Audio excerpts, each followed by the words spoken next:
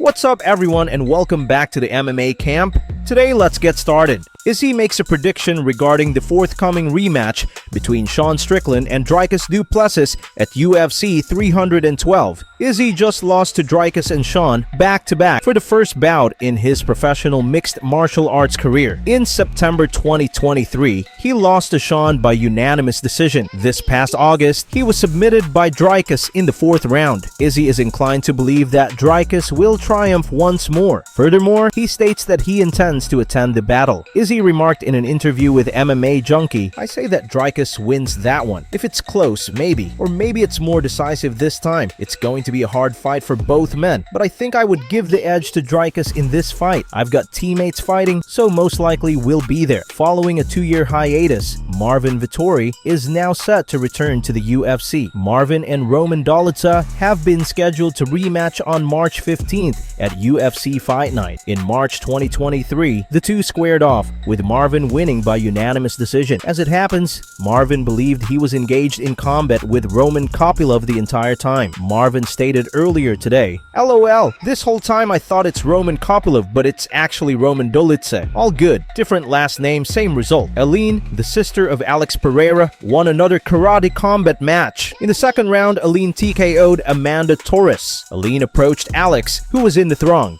immediately after the altercation. Following the altercation, Alex shared this on Instagram. He penned, "Another great win, Shama." He added this video to his tale as a follow-up.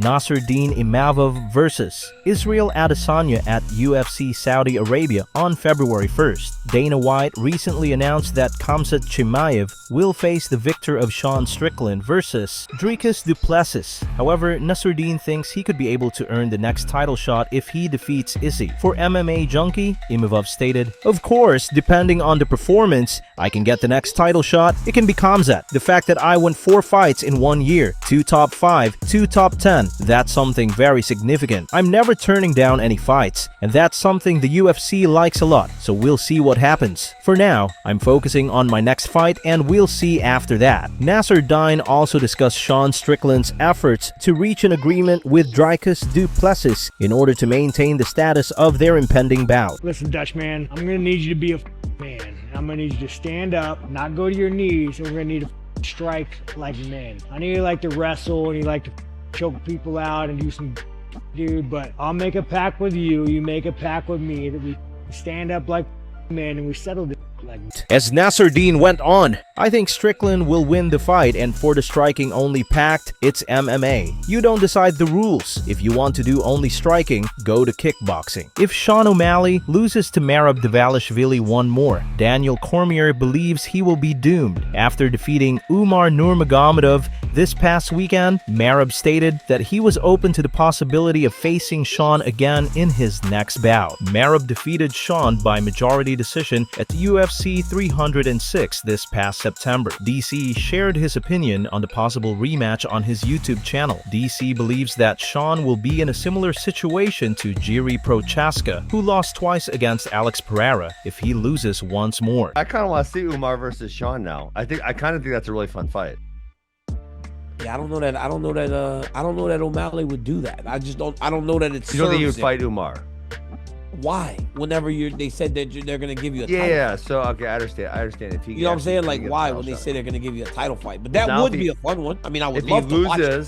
So if Sean loses to Merab again, then where do you put him?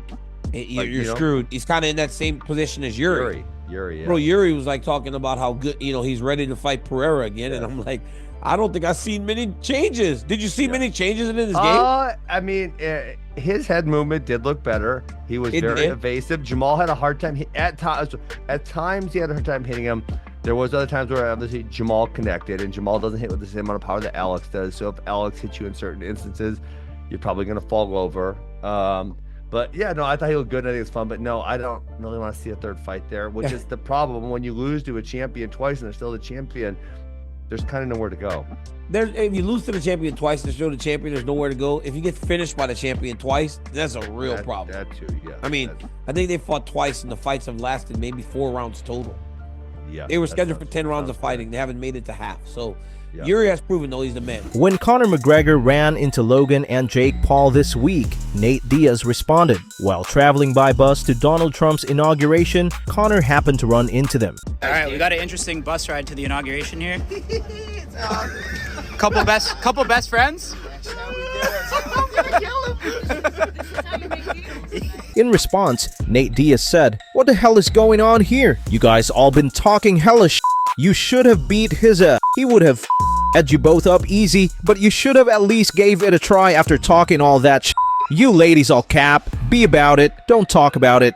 Paul sisters versus real fighter. Renato Moicano talks about his future plans. Renato believes that people would begin to question him now that he has lost to Islam Makhachev. Renato accepts it, claims he was unharmed, and declares his desire to engage in combat right away. He also discloses that he earned more than $950,000 for the war against Islam. White on Twitter, bro. No, You of said course, make this but fight. brother, I'm not gonna be asking for fights, you But know. does he actually have a fight? Because I don't. I thought I it don't was know. Chandler, and then I thought it doesn't- was Chandler. He's not fighting Chandler's Chandler. asking for No, fights too, so to it doesn't be look honest, like it. Chandler is not here at the gym yet. Every time that he has a camp, he will be here. Yeah. already. It's How crazy soon- that Paddy and Pimblett is when- not fighting in and- England, right? And that How that's, crazy. and And that's March 22nd, right? So he should be in camp. But how already if soon he could was you fighting. realistically fight again? Because you I didn't. think It's it- not like you took damage. No, I didn't take damage at all. I Yeah. can fight soon. Yeah. I'm not gonna choose any opponents because the matchmaking in UFC is hard. You know, like I say, they just announced Gaethje And Hooker, yeah. in Hooker. I don't know who Chandler. Chandler is a fight that I would like, of course.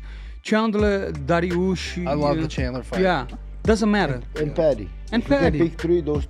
Yeah, Those are Paddy. your three options, Yeah, Reese. Paddy. But I think Yeah, I I think agree. UFC has got plans for Paddy. That's the truth. But 100%. now people gonna doubt me, and that's okay, you motherfuckers. I Yeah. hope It's you like, guys you do know, that.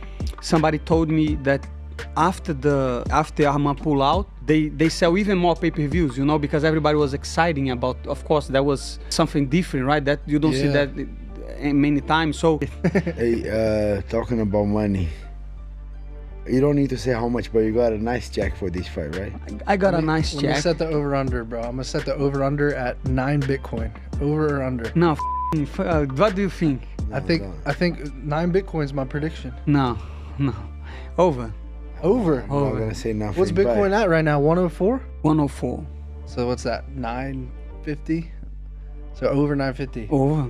Ooh. Alex Pereira gives a sneak peek at his impending bout with Magomed Ankalaev. According to Alex, he is training for the fight up to 3 times a day. On March 8th, Alex versus Magomed will take place at UFC 313. Alex stated in an interview with MMA Junkie, "He's a complete fighter, a hard-working guy. I'm a complete fighter. I train hard. I'm the champ. We stay a little bit more quiet. He's the challenger. He's been talking a little bit, but I just stay composed. I just do my thing and focus on my work. I trained 3 times yesterday, so I'm just doing my thing." Everybody can interpret it a different way. He always talks that he's going to do this or he's going to do that. Khalil Roundtree, a complete fighter, well-renowned fighter, isn't going to do anything Ankalaev is going to do. Alex Pereira shared his opinion on Jiri Procházka's TKO victory over Jamal Hill. Alex claims he did not have any joy in seeing Jamal lose, despite the fact that he and Jamal had a recent altercation at the UFC PI and had been disparaging one another ever since Alex knocked him out at UFC 300. Addressing MMA Junkie, Alex stated, "I have absolutely no problem with him. We're both the same. Sometimes I'll go and make some fun before the fight, or he will say something about me. But tomorrow, we're going to hold hands and respect each other. I think all the turmoil that was created is a part of the sport." Paul Felder and Michael Bisping believe Kevin Holland was acting inappropriately last week when he made his notorious appearance on the Jackson podcast. The argument between Rampage Jackson and Kevin became heated, and at one point, Kevin commanded Rampage to shut the F up. Do you know what a 4570 is? No, I don't. Okay, then shut the You'll tell me shut the yeah. because You don't understand what a 4570 is. He doesn't know what Rampage had made a joke about Kevin a few months earlier, which was the source of the entire back and forth. Felder and Bisping believe Kevin took the joke a little too literally. Additionally, they claim that Kevin's remarks about not caring about his impending altercation with Rainier the Ritter backfired. In the first round, Kevin lost the bout by being choked from behind. Yeah, man. Again, this is a guy that we talk very highly of in Kevin Holland. We like him. We like his style. That's not the place to do that, man. You go on this guy's podcast, and Rampage to me seems like he might bust balls, but he seems like a pretty relaxed, chill dude that's not out there to have you on to have an argument or a beef, right? He wants to shoot the he wants to get to know you, tell crazy stories. And for Kevin talking guns and start, telling him to shut the F up and all, I didn't like that. And that's bad juju, and he got his back. I think Rampage made some kind of gay joke or something like that. I didn't actually see it, but that's what I think I understand. So he had a problem with that. It's like, it's a joke. He's having a laugh. That's all it is. And so to sit there and, and I was talking about this, to tell him to shut the F up and all the rest of it and have that kind of energy. And I like Kevin Holland. And if he sees this, he might be pissed off. He was being kind of disrespectful, saying, I don't give an F about the fight on Saturday night. Well, that one kind of bit him in the a little bit because DeRidder smoked him, and we'll get to that in a second. But he did. When you get to our age, when you get to Rampage's age, we're the same age, we're both former champions, you sit there, we don't feel that need to impress or prove ourselves anymore. Yeah. So Rampage was really restrained, and he was like, bro, what are you talking about? I said F it, and you're like, well, you said that to me. I said F you. Rampage might be 45. He's twice the size of him, and he's a beast. Let's just leave it at that.